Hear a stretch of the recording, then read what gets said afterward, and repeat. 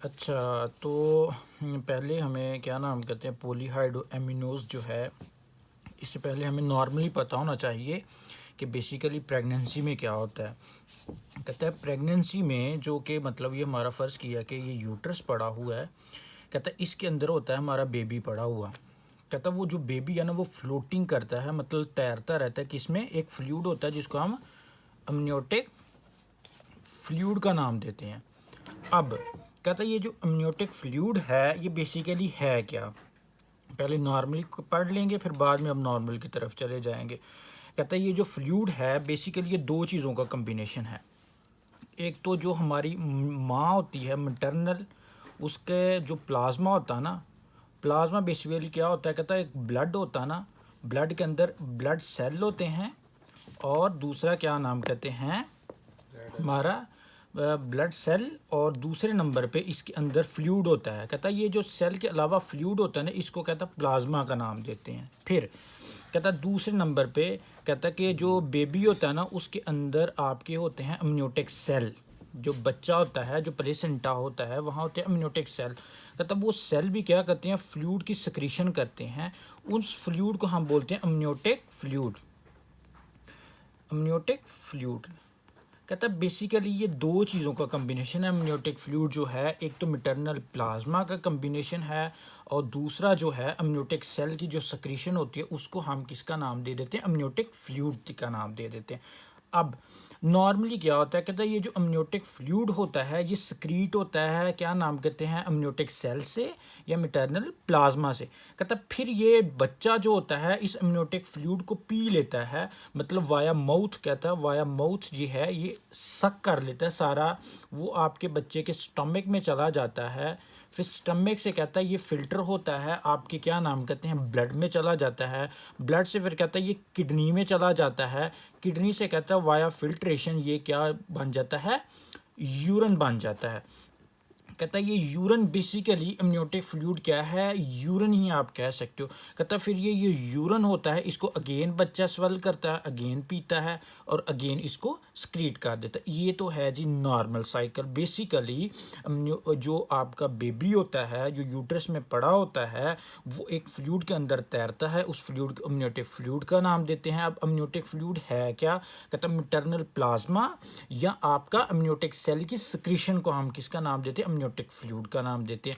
वो अमनियोटिक फ्लूइड को बच्चा अपने माउथ से इनटेक करता है, फिर वो स्टमक में लेके जाता है, किडनी में लेके जाता है, फिर वो फिल्टर होता है किडनी से, फिर वो यूरिन बनता है, और फिर वो दोबारा आपके यूट्रस के अंदर लाई करना शुरू कर देता है। उसके बाद कहता है व्हाट इज पॉलीहाइड्रो एमिनोज। कहता है पोली मीन ज़्यादा, excess, excess, hydro mean water या अमनियोटिक फ्लूइड, एमिनियोस, एमिनियोस मतलब अमनियोटिक फ्लूइड। ठीक है, तो कहता है excess of amniotic fluid is called polyhydramnios एमिनियोस। अब कहता है जी होता क्यों है, कहता है इसकी बेसिकली काज हम देखेंगे। बेसिकली हम काज, कहता है हम काज को ना सिंपली तीन टाइप में डिवाइड कर देंगे। कहता है एक टाइप इसकी क्या होगी, कहता है फर्स्ट टाइप तो ये होगी कि बच्चे में कोई प्रॉब्लम हो, बेबी में प्रॉब्लम हो, तो बच्चा जो है वो ही ठीक ना हो, वो अच्छे से उसको स्वेल ना कर रहा हो। जब वो अच्छे से स्वेल नहीं करेगा तो अच्छे से फिल्टर नहीं करेगा, तो फिर वो जो फ्लूइड है वो आपके क्या नाम कहते हैं, उस ये आपके यूट्रस के अंदर ही फ्लूइड रहेगा। तो जब यहाँ पे रहेगा तो वो ज़्यादा हो जाएगा, उसको पॉलीहाइड्रो एमिनोस का नाम देते हैं। कौन सी काज है बाद में देखें। कहता माँ ही ठीक ना हो, मदर में कहता कोई प्रॉब्लम चल रही हो, ठीक, कहता यहाँ कोई अननोन काज हो, इडियोपैथिक, इडियोपैथिक, इडियोपैथिक प्रॉब्लम। अब कहता है जी बेबी में क्या होगा, कहता है बेबी में बेसिकली एक डिजीज़ है जिसको हम बोलते हैं इसोफेजियल एट्रेजिया। ठीक है, इसोफेजियल मतलब इसोफेगस एट्रेजिया होता है कि इसोफेगस अच्छी ना बने। फिर इसमें क्या होगा, कहता है कि बेसिकली तो ये इसोफेगस होती है आपकी, कहता है ये डिस्टली आपके ट्रेकिया के साथ अटैच हो जाती है। बेसिकली तो यहाँ से अमनियोटिक फ्लूइड ने आना था, नीचे आपके स्टमक में जाना था, यहाँ से फिर प्रॉपर पाथवे शुरू होता है। कहता अब ये जो फ्लूइड है स्टमक में तो जा ही नहीं रहा, क्योंकि जो इसोफेगस का डिस्टल पार्ट है उसके साथ आपकी ट्रेकिया अटैच हो चुकी है। तो कहता फिर ये जो फ्लूइड होगा ये इधर को जाएगा, आपके स्टमक को नहीं जाएगा। एक तो ये प्रॉब्लम इसोफेजियल एट्रेजिया हो सकता है। कहता दूसरी प्रॉब्लम क्या आ सकती है, कहता दूसरी प्रॉब्लम ड्यूडिनम अच्छी ना बने, कहता है ड्यूडिनल एट्रेजिया, ड्यूडिनम अच्छी ना बने, कहता फ्लूइड तो आएगा इसोफेगस से स्टमक में, लेकिन ड्यूडिनम क्योंकि ड्यूडिनम में जाएगा तो अब्जॉर्ब होगा ना, तो ड्यूडिनम ही अगर अच्छी ना बनी हो तो सारा फ्लूइड स्टमक में इकट्ठा होगा, इसोफेगस में इकट्ठा होगा, और फिर वो आपके बच्चा उसको स्वेल नहीं करेगा और वो सारा का सारा अगेन आपके यूट्रस के अंदर लाई करना शुरू कर देगा। ठीक, फिर उसके बाद कहता है अगर स्पाइनल कार्ड की प्रॉब्लम हो, स्पाइनल बाइफेडा, तो कहता है ये 3-4 काज है बेसिकली, ये अगर काज हो जाएं तो इसकी वजह से आपका फ्लूइड जो है वो आपके यूट्रस के अंदर इकट्ठा होना शुरू हो जाएगा। जब यहाँ पे इकट्ठा होगा तो इसको आप किसका नाम दे देते हो, आप पॉलीहाइड्रो एमिनोस का नाम देते हो अगेन।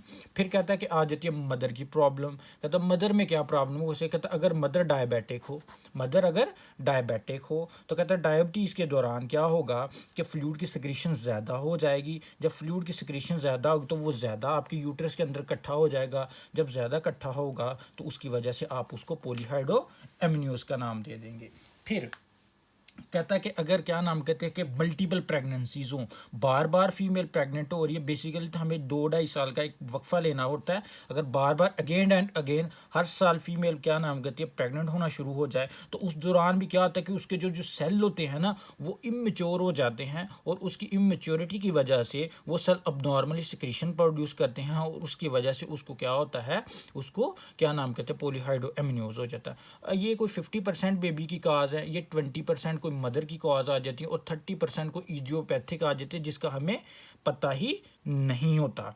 ठीक, उसके बाद कहता है कि अब आ जाते हैं हम क्लिनिकल फीचर्स की वजह तरफ कि अगर ये प्रॉब्लम होगी तो क्या क्या हमको सिम्टम मिलेंगे। कहता मुश्किल बात नहीं है हमें, ये एक फ़र्ज़ किया मैंने बंदा बना लेता हूँ, ये बेबी जो भी मैंने बना लिया औरत, ठीक है, ये फ़र्ज़ किया उसका यूट्रस है।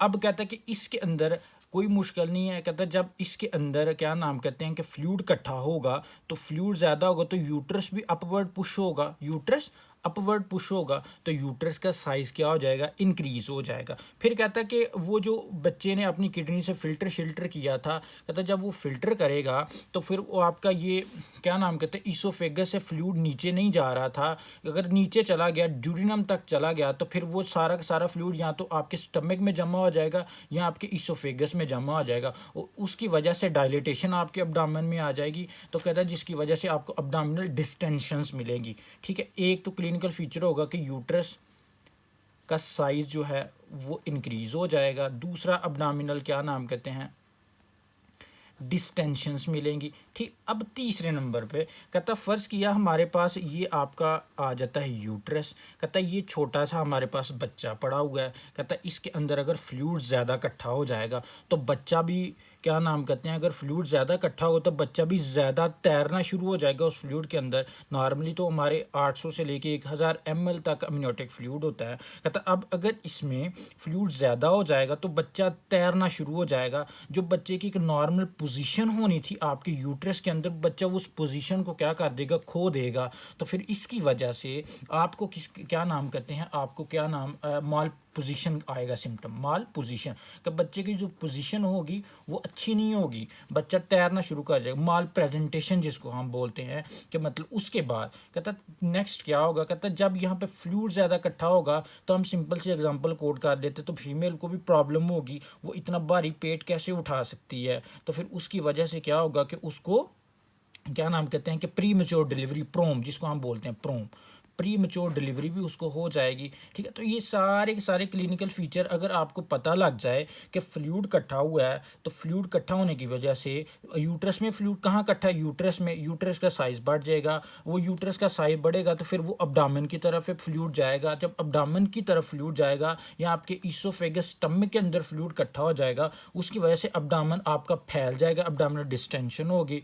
फिर उसके बाद अगर यूट्रस में फ्लूइड ज़्यादा इकट्ठा हुआ पड़ा है तो फिर कहते हैं उसकी वजह से बच्चा तैरना शुरू हो जाता है उस फ्लूइड में, जब बच्चा तैरेगा तो कहता है फिर बच्चा अपनी पोजीशन खो देगा, जिसको माल पोजीशन या माल प्रेजेंटेशन का नाम देते हैं। कहते उसकी वजह से फिर बच्चा जो है उसकी प्रेगनेंसी जो है, मतलब फीमेल की प्रेगनेंसी जल्दी होना शुरू हो जाती है, वो जल्दी मतलब सॉरी क्या नाम कहते हैं कि जल्दी वो उसकी क्या नाम कहते हैं डिलीवरी के चांसेस होते हैं, प्री मेच्योर डिलीवरी हो जाती है। तो कहता है ये सारे के सारे जो सिम्टम हैं आपको क्या नाम कहते हैं पॉलीहाइड्रो एमनियोज में मिलेंगे। फिर कहता है कि हम चले जाते हैं इन्वेस्टिगेशन करने के लिए। कहता है इन्वेस्टिगेशन क्या करेंगे, कहता है चुप करके हमने एक सिंपल सा एक टर्मिनोलॉजी है, हम यूएसजी करेंगे उसकी। जब यूएसजी करेंगे तो हमें पता चल जाएगा कि फीमेल का अब जो आपका यूट्रस है वो पानी से भरा हुआ है, पॉलीहाइड्रो एमनियोज। तो सिंपल आपने एक तो यूएसजी कर लेनी है। फिर कहता है कि हमें एक शक होता है कि फीमेल में मोस्टली जो होता है या बच्चा होता है उसमें गैस्ट्रेशन डायबिटीज़ मेलाइटिस के केसेस होते हैं।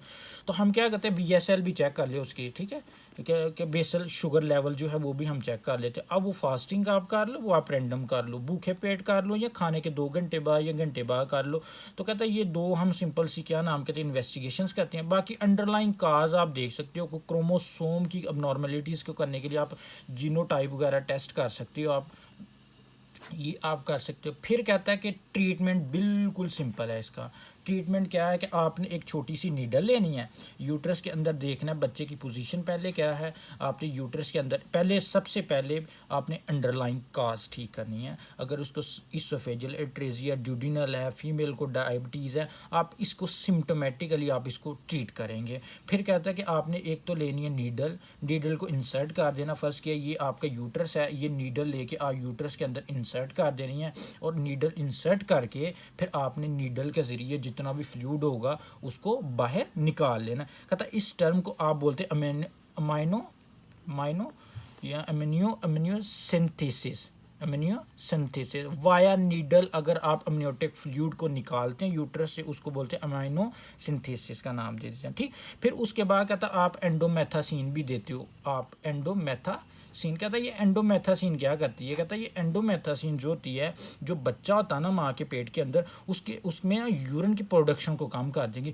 तो मैंने आपको सिंपल पहले बताया है कि जो आपका अमनियोटिक फ्लूइड है वो है तो यूरिन ही। अगर यूरिन कम बनेगा, वो यूरिन कम प्रोड्यूस करेगा, आपके यूट्रस के अंदर कम फ्लूइड इकट्ठा होगा, तो फिर आपको पॉलीहाइड्रो एमनियोज को आप क्या कर देंगे, ठीक कर देंगे। इसलिए आप यहाँ तो एंडोमेथासिन दे सकते हो, अमीनो सिंथेसिस आप कर सकते हो। और अगर बच्चे को कोई क्रोमोसोमल अबनॉर्मेलिटीज़ हो, मैंने पहले बताया कि आपने जीनोटाइप कर लेनी है, उसमें आपने डिटेक्ट कर लेना है। अगर कहता है बच्चे को कोई क्रोमोसोमल अबनॉर्मेलिटीज़ हो तो आपने चुप करके उसको अबॉर्शन कर देना है, प्रेगनेंसी को क्या कर देना है, टर्मिनेट कर देना। उसके बाद मैंने एक चीज़ भूल गया, नॉर्मल लेवल क्या होते हैं आपके अमनियोटिक फ्लूइड के। कहता अगर 10 वीक की बात करें तो 10th वीक में आपका होता है 30 ml अमनियोटिक फ्लूइड। 20 वीक की बात करें तो 300 ml आपका अमनियोटिक फ्लूइड होता है। और अगर आप 30 वीक की बात करें तो 800 से लेके 1000 तक आपका नॉर्मल लेवल है ये अमनियोटिक फ्लूइड का। यूं ही आपके 800 से ज़्यादा अगर आपका अमनियोटिक फ्लूइड हो जाता है तो उसको आप किसका नाम देते हो, आप उसको पॉलीहाइड्रो एमनियोज का नाम दे देते हैं। बाकी पॉलीहाइड्रो एमनियोज की मैंने एटियोलॉजी बता दी है, फीचर भी बता दिए, उसका ट्रीटमेंट भी बता दिया।